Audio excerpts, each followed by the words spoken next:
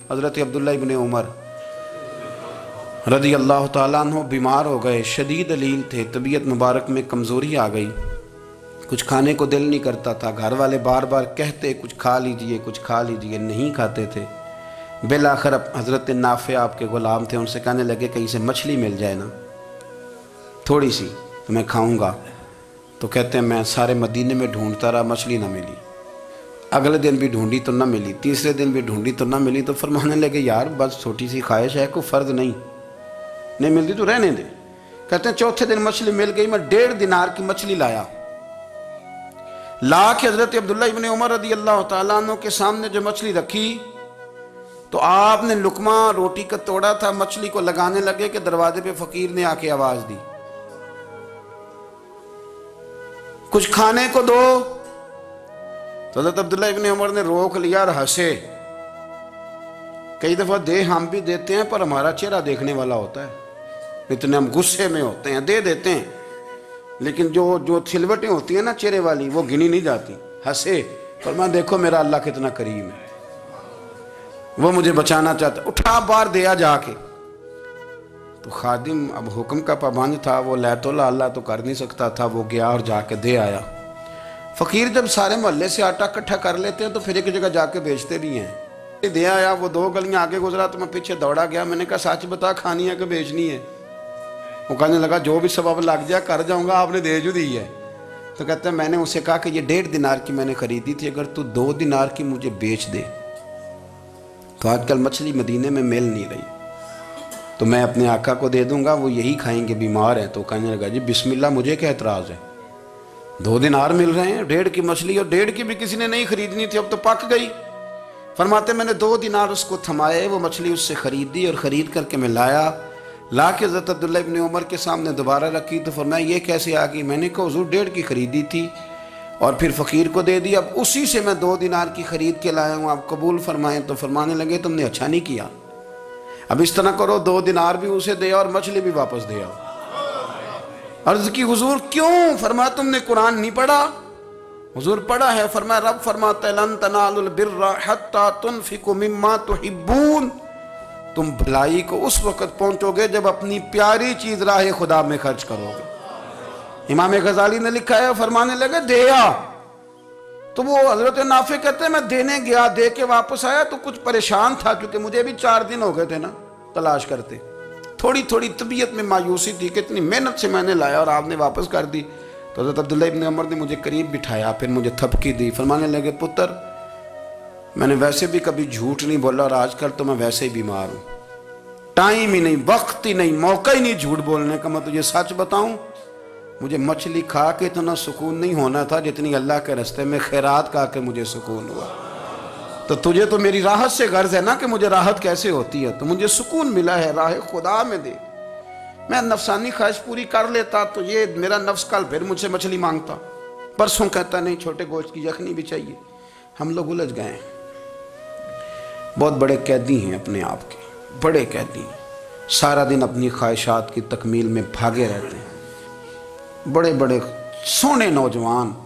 میں ان پہ تنقید نہیں کرتا، مجھے ان پہ ترس آتا ہے، جب میں رات کے اندھیروں میں انہیں ٹیلی فون لے کے چوکوں میں کھڑے دیکھتا ہوں تو مجھے رحم آتا ہے۔ میں کہتا ہوں دیکھو نفس کی خواہش کے پیچھے یہ کیا مثلاً آخر کیا ہے اس میں، ایک عورت کے پیچھے تباہ کر لیا اپنے آپ کو، یعنی زیادہ سے یہ کوئی مقصود ہے، یہ کوئی مقصد حیات ہے جس کو مقصد بنا لیا ہے؟ میرے عزیز بات کو سمجھ لیں، اتنا خوبصورت آدمی ہے اور اتنا اس کا اونچا قد کاٹ ہے، اور کیا کس کے پیچھے یہ بھاگا ہوا ہے؟ بڑا سمجھدار، دانشور، عقل مند آدمی، ذی روح بندہ، لیکن اس کا سٹیٹس آپ یہ ملاحظہ کریں کہ وہ 20-40 ہزار کی خاطر جھوٹ بولتا ہے، دھوکہ دیتا ہے، فریب اور فراڈ کرتا ہے۔ ہم اپنی نفسانی خواہشات کے پیچھے اس طرح بھاگتے ہیں کہ ہم اصل سے رہ جاتے ہیں۔ میری باتوں کی سمجھ آ رہی ہے آپ حضرات؟ تھوڑا تھوڑا کر کے ایک ایک کر کے ان کی باتیں کم مانیں۔ وہ ضروری تو نہیں نا کہ سویرے ناشتہ بازار سے اپنی مرضی کا تگڑا کیا ہے، بازار سے لا کے پوڑیاں چنے بہترین کھائے، اور پوڑیاں چنے ابھی کھائے نہیں، شاپر میں ڈالے ہوئے ہیں، اور وہ لے کے ابھی آ رہا ہے تو ساتھ ہی رستے سے گوشت بھی چھوٹا اچھا لگا تو 2 کلو وہ بھی لے آئے کہ پوڑیاں چنے کھاؤں گا اور دوپہر کے لیے گوشت پکاؤں گا۔ او پہلے یہ تو کھا لے صاحب، اس سے تو نجات پا لے۔ یہ پتہ نہیں ہضم ہوتا ہے کہ کچھ اور کرتا ہے تیرے ساتھ، لیکن وہ گوشت بھی ساتھ لے آیا۔ یعنی ٹیبل پہ، ناشتے کے ٹیبل پر بیٹھ کے فیصلہ ہو رہا ہوتا ہے کہ ہم نے کیا کھانا ہے، ہم نے کدھر جانا ہے۔ سنگیو یاد رکھو، باتوں کو سمجھو اور غور کرو۔ یہ تھوڑا تھوڑا کر کے جب ہم چھٹکارا حاصل کرنے کی کوشش کریں گے نا، چھٹکارا حاصل کرنے کی، کہیں جگہ سے، کسی جگہ سے اگر آپ کو تنبیہ ہوتی ہے نا، تنبیہ، اس میں بھی بڑا مزہ آتا ہے۔ اس میں بڑا، ہمارے ایک بزرگ تھے، تو ایک دن نا میں گیا تو کہنے لگے الحمدللہ آج میں بڑے سکون میں ہوں۔ میں نے کہا جی وہ کیا ہوا؟ کہنے لگے میں اپنے آپ کو بڑا پیر صاحب سمجھنے لگ گیا تھا۔ تو ایک وابڈا کے کسی آدمی سے کام تھا، تو میرے ایک دوست نے مجھے کہا کہ پیر صاحب اس کو ٹیلی فون کر دیں، سنا ہے آپ کا عقیدت مند ہے۔ میں نے اس بندے کو ٹیلی فون کیا تو کہتا پیر صاحب میں عزت آپ کی بڑی کرتا ہوں پر یہ کام نہیں ہو سکتا۔ کہتے ہیں جب اس نے مجھے کہا نا تو کچھ بھی نہیں، تو مجھے بڑا مزہ آیا ہے، ورنہ میرا تو نفس پھول گیا تھا۔ میں تو سمجھتا تھا کہ جو میں کہتا ہوں ویسے ہی ہو جاتا ہے۔ کہتے اس نے تھوڑا سا نا مجھے لیول میں کیا ہے، مجھے مزہ آیا۔ یہ لوگ نا اپنے اوپر بوجھ ڈالتے تھے، یہ تھوڑا تھوڑا پیچھے ہٹتے تھے، یہ سمجھتے تھے کہ اس طرح تو ہماری تکمیل رہ جائے گی۔ صبح سے شام تک اگر اسی نفس کی باتیں مانتے جائیں گے تو خرابی کرے گا۔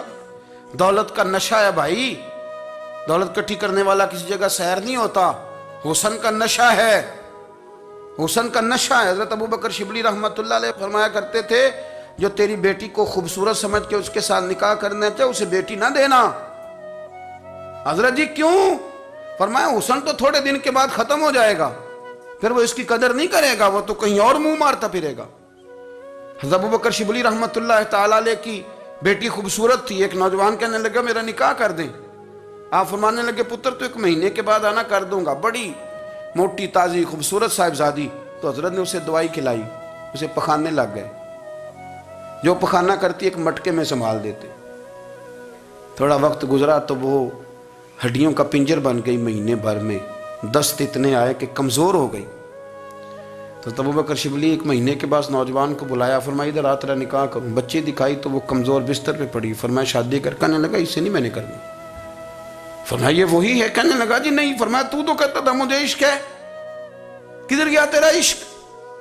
کہنے لگا حضرت صاحب آپ کیسی بات کر رہے ہیں؟ فرمایا ادھر آ۔ پھر وہ مٹکا جس میں گند رکھا تھا وہاں لے گئے، فرمانے لگے تیرا اس کے ساتھ عشق تھا، یہ ہے تیرا عشق۔ فرمایا اسے تو میں 4 دن روٹی کھلاؤں گا پھر تندرست ہو جائے گی، لیکن میں دیکھنا چاہتا تھا کہ تو میری بیٹی سے پیار کرتا ہے یا اس کے چہرے پہ آنے والی کچھ وقت کے لیے سرخی سے پیار کرتا ہے، اس لالی سے پیار کرتا ہے جو جوانی کے وقت بچوں اور بچیوں پہ آتی ہے۔ کس چیز کے دل دادا؟ یعنی کیا مطلب؟ نفس کی غلامی، سراسر غلامی، اور پلٹ پلٹ کے اور بڑے بڑے سیانے بندے چھوٹی سی خواہش کے لیے، بڑا سمجھدار آدمی، بڑا سیانا بندہ۔ میں ایک بڑے بزرگ عالم تھے، میں ایک دفعہ ملنے گا تو پائے پکا رہے تھے، خود پائے پکا رہے تھے، تو وہ بڑے پیار کی بات ہوتی ہے نا جی، تو تامت باندھی ہوئی اور بڑی جناب خستہ حالی، اور وہ پائے پکا رہے ہیں۔ تو میں نے ان سے کہا، میں نے کہا حضرت جی پائے تو کسی اور نے بھی پکا لینے تھے، آپ بخاری لے کے بیٹھتے، چلو میری طرح کا کوئی بندہ آپ سے استفادہ بھی کر لیتا۔ اب پائے آپ لائیں گے، پھر پکائیں گے، پھر آپ کھائیں گے، تو یہ تو 24 گھنٹے آپ کسی کام میں گزر جائیں گے۔ تو یہ ایک چھوٹی سی خواہش کے لیے، میں کسی چیز کو حرام نہیں کہہ رہا، قرآن پاک کی جو آیت پڑھی ہے صرف اس کی تفسیر آپ کے سامنے عرض کر رہا ہوں۔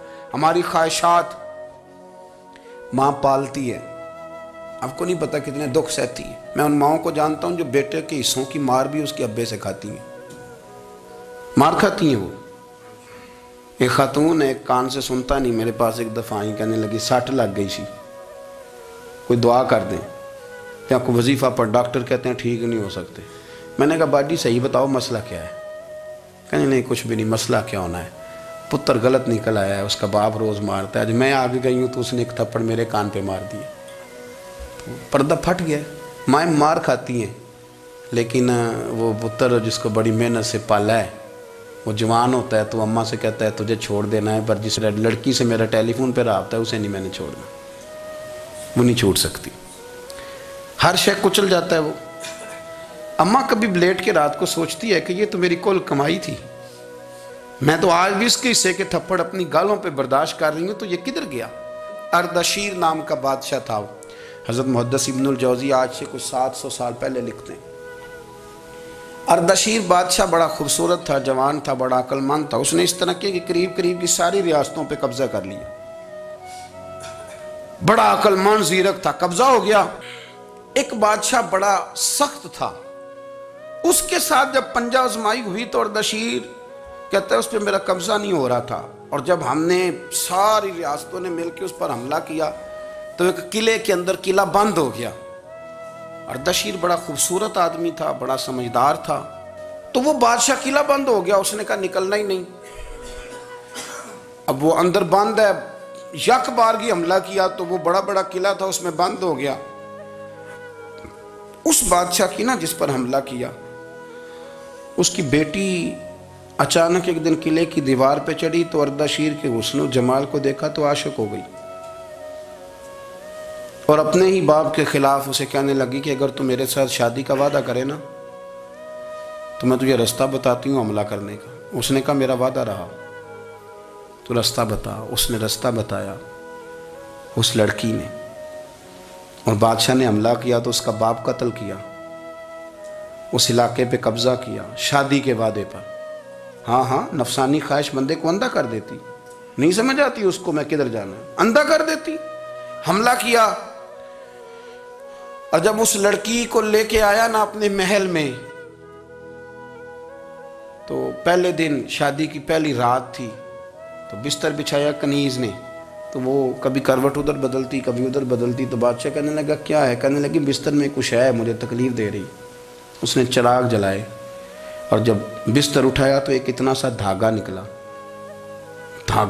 دھاگے سے عموماً تکلیف نہیں ہوتی، تو اس نے کہا تو اتنی نرم و نازک ہے کہ دھاگا؟ کہنے لگی میرا باپ نا میرے ساتھ اتنا پیار کرتا تھا کہ روز میرا بستر بھی خود بچھاتا تھا، اور اس نے آلہ رکھا ہوا تھا، وہ ناپتا تھا کہ کوئی پایا اونچا نیچا تو نہیں، میری بیٹی کا بیلنس سوتے وقت خراب نہ ہو جائے، اور میرے لیے گوشت اور کپڑے بھی خود پسند کر کے لاتا تھا، کھانے پینے کا خود خیال کرتا تھا۔ اردشیر کہنے لگا اچھا وہ اتنا پیار کرتا تھا، اور پھر تو نے اس کے ساتھ کیا کیا؟ کہنے لگا بلاؤ کنیزوں کو بلایا، فرمایا اس کو اٹھاؤ اور جلاد کے پاس لے جاؤ، اسے کہو کہ اس کے بال ایک گھوڑے کے ساتھ باندھے، پیر دوسرے گھوڑے کے ساتھ باندھے، اور ایک گھوڑا ادھر بھگا دے، کدھر بھگا دے۔ یہ جس کے باپ نے اتنا پیار کیا، یہ نفس کی اتنی غلام ہے کہ اس کی وفادار نہیں رہی تو میری وفادار کیسے بنے گی؟ اس نے اتنے نازوں سے پالا کہ دھاگا اسے برداشت نہیں۔ او یارو یاد رکھو، اگر نفس کی غلامی کرو اور بڑے بڑے وفاداروں کو چھوڑ کے غلامی کرو تو پھر کہو وفادار مل جائیں، کوئی بول ہوا لڑا نہ بول بیٹھی ہوں دے خسم ناراض بڑ بولیاں دے، کہاں سر کھائے تے بلبل ٹھنڈ پائے، بڑے فرق نہیں سجنا بولیاں دے، جڑیاں خسماں دی وچ رضا وسن، پاگ جاگ جاندے انہاں گولیاں دے، آپ ادلیاں نو سردار پین تکے تے شرما والیاں نو چوٹے ڈولیاں دے۔ اپنے نفس کے پیچھے چلو گے تو یہ تباہی ہے۔ جب ہم نے کسی سے وفا نہیں کی تو یہ کیا امید ہوئی کہ دنیا ہم سے وفا کرے گی؟ اللہ رسول کی مرضی کے مطابق اصول پسند زندگی بنائیں، ایک ایک کر کے اپنی خواہشات سے پیچھے ہٹیں، تھوڑے پہ گزارا کرنا سیکھیں، اپنے نفس کو سمجھائیں۔ ضروری نہیں کہ روٹی ہر وقت مزے کے لیے کھائی جائے، کبھی کمر سیدھی کرنے کے لیے خشک روٹی بھی کھا کے دیکھو، کبھی سادہ کھانا اس پہ بھی اکتفا کرو، کبھی تھوڑا کھر کے اچھے طریقے سے سادے کمرے میں بھی اللہ کو یاد کر کے دیکھو۔ نفس کے پیچھے نہ بھاگیے گا، تباہی کرے گا۔